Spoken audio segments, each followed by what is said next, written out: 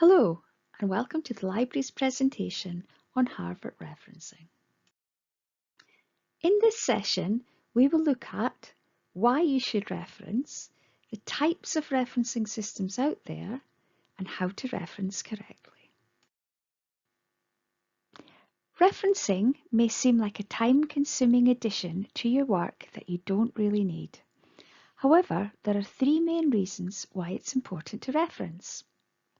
Correct referencing and the creation of a good reference list or bibliography demonstrates that you have read widely around your subject and researched your work in depth. It also allows the marker of your work to check the accuracy of any statements you make by checking your references. And finally, if you don't reference your work properly, it can be interpreted as plagiarism. Plagiarism means presenting the words, ideas, images, photographs, diagrams, or any other material as your own work without acknowledging the original source and the original author. There are various types of referencing standards out there. Many come from the US and Canada, and the one we're looking at today is no exception. Harvard referencing comes from Harvard University in America and is probably the most commonly used system of referencing in the world, and it's a system we'll be looking at in this presentation. So what do you reference? Well, basically every piece of work you use to write your assignment or piece of work. This may include information from books, websites, online journal articles, video clips, newspapers, and much more. This is why it's really important to note down all your sources as you go along. You must reference absolutely everything that you use. It can seem quite daunting to know where to begin with referencing. So how do you begin? The first step is to always make detailed notes of any items you use.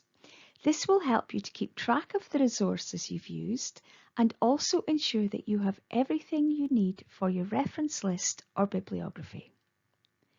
You can choose to write down the details, or if you prefer, you can open a new Word document or similar and record all the details there.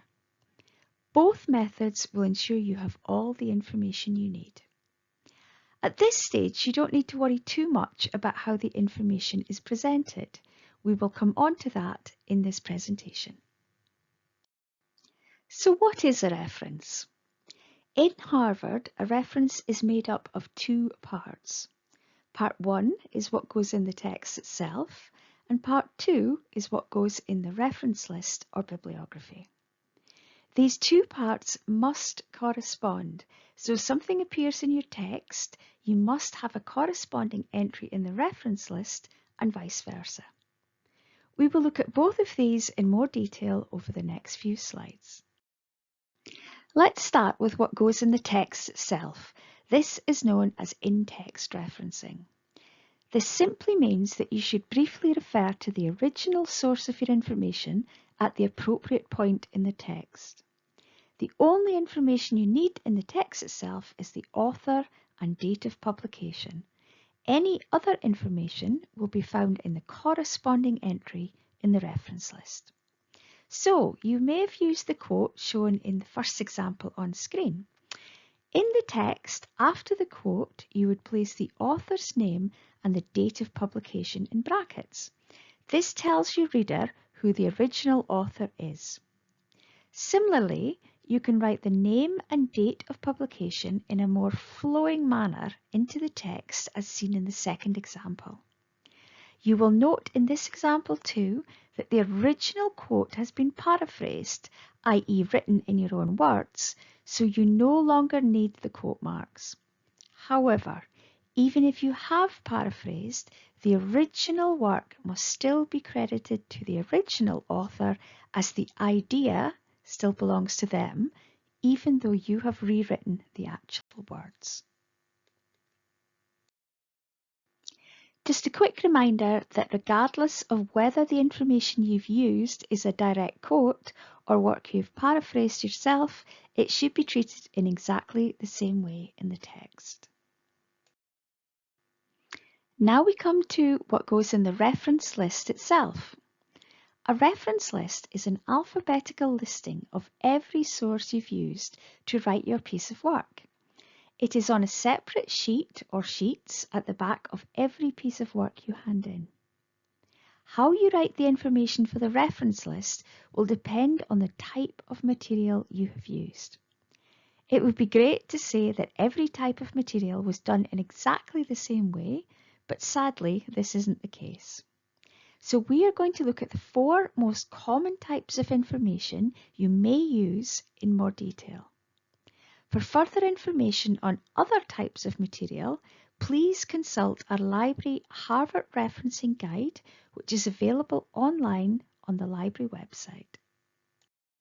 Let's look at books first. In the box is the exact format you need to follow for a book. We've also given you a couple of examples too, as you may find it easier to follow the examples rather than the format itself. The first thing you should do when referencing a book is to open the book up and look at the title page. This is usually the first or second page in on the right-hand side. All the information you'll need to reference a book will be found on the title page and on the back of the title page. You should start with the author or editor. Pick out the names from the title page and write them as surname, comma, followed by first initial, full stop. If you have more than one author or editor, you should do the same for each one and simply list them in the order they appear on the title page. Even if you have 10 authors, you need to list them all in the reference list. This is followed by the date of publication in brackets. You will find the year on the back of the title page. Please make sure you're using the date for the edition that you have in front of you. The year should be written in brackets. After this comes the title. Again, this should be taken directly from the title page and should include any subtitles. The title and any subtitles should be written in italics. Then comes the edition if there is one. If there is an edition on the title page, you should put it in here. If there is no mention of an edition, you must assume you have a first edition and you can leave this bit blank. Next comes the place of publication and the name of the publisher. You will probably find the name of the publishing company at the bottom of the title page. There may also be a list of place names underneath, e.g. Macmillan Publishing, London, Paris, New York. If this is the case, you should always choose the first named place on the list, i.e. London. If there are no lists of places, however, you will need to look up the address of the publishing company from the back of the title page and pick out the town or city to use. In the reference list, write the place of publication, followed by a colon, then the name of the publishers. End with a full stop and you will have the perfect reference.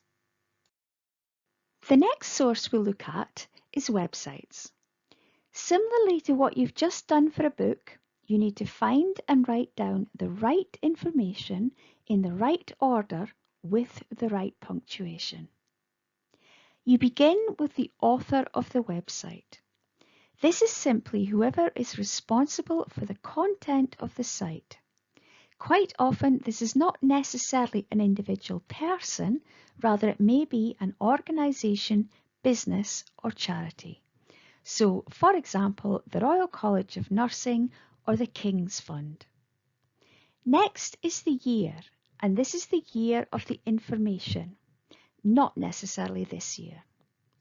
To find this, if it's not immediately obvious from the page you're on, you can try going back to the home page, scrolling down to the bottom and looking for a last updated or last amended date. Or even a copyright date will do. The year should be in brackets. The title comes next. This is simply whatever it says at the top of the page that you're on. The title should be written in italics, followed by a full stop. Then you should type the words available at, followed by a colon, then copy and paste the URL of the page you're taking the information from. This should be followed by a full stop. Finally, in brackets, you need to add the access date. This is the date you viewed the material. Type the word accessed, followed by a colon, then the date, and finally end up with a full stop. You will now have your perfect website reference. We will now look at online journal articles. This is similar to referencing a website, but you just need a few extra details. You need to start with the author or authors of the article itself. Similarly to how you did with a book, the names need to be inverted. So surname, comma, first initial, full stop. Do this for each author. Then comes the year. This is the date of the article and should be placed in brackets. The title of the article comes next and should be placed in single quote marks, followed by a comma. Next comes the name of the journal itself. This title should be in italics. The volume, part number, and page numbers come next. It should be written as the volume number, then the part or issue number in brackets, comma, then P dot or PP dot, and the number or numbers of the pages. End with a full stop. Finally, you should input the URL and access date exactly as you would for a website. You may also have to reference images. This can include photographs, drawings, charts, logos, or diagrams. To do this, you should start with identifying the artist or creator of the work. This can be tricky as often it isn't clear who's produced the work. If there is no obvious artist or creator, you can use whoever is in charge of the website itself. In the example shown here, I've used the University of Dundee as this was the only information I had, and I had to assume that the image had been created by the University of Dundee. Once you have the author, you should follow this with the year. Similarly to websites, this should be the year of the information, so it would be the last updated, the last amended, or the copyright date. This should be in brackets. Next comes the title or name of the image. If there isn't one, give it a suitable name yourself. So for example, something like Change Management Diagram. Right after the title, you need to write the word image in square brackets to immediately identify it. Follow this with a full stop. And finally, end with available at, colon, and the URL, followed by the access date in brackets. End with a full stop. Whenever possible, you should quote from the original source. However, this isn't always feasible, and this is where secondary referencing comes in. Secondary referencing is when you want to reference a source that is quoted in something else. We will look at an example next which should make this clearer. So, for example, the book that you're reading by Neil and Sale, 2022, cites or mentions some work by Tranter and Robertson, 2019, and you want to use their excellent idea in your essay. To do this, you will have to use secondary referencing. In the text, you'll mention both the original work and the work you have in front of you. Try to write your reference in a flowing style in your text. However, in the reference list itself, you only need to reference the book that you have actually seen, which is the Neil and Sale title. Initially, secondary referencing can be tricky, so So if you have any queries, please contact us at the library and we can advise you. Finally, please remember the following guidelines. With individual authors, the author's name must always go in reverse order. So surname, comma, first initial, full stop. The entries in your reference list should be listed in alphabetical order by the author's surname or the organisation's name. If you have an organisation whose name begins with V or A, you should ignore this for filing purposes. So for example, the Royal College of Nursing would be filed under R for Royal and not T for the. It is also important to make sure your punctuation is consistent throughout, as this makes up part of your marks in referencing. If you have any questions about Harvard referencing, please contact us at the library and we can advise you.